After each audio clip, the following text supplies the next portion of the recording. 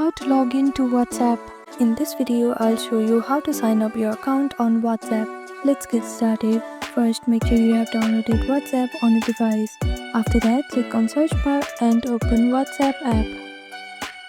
After you open this app, you'll see this homepage. Simply click on this agree and continue option. Now you have to type in your mobile number here. Before that, click on this country option and choose your country.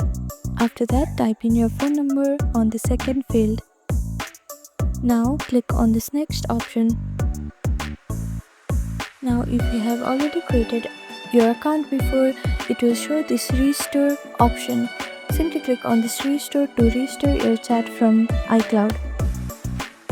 Now after its restoration is completed, simply click on this next option. Now type in your name and you can choose your profile picture from the option here. Simply click on this edit option and upload your picture. Then click on this done option.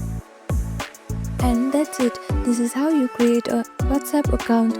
Thank you for watching this video. Please do not forget to like, share and subscribe to our channel and comment down below if you have any other queries. Thank you.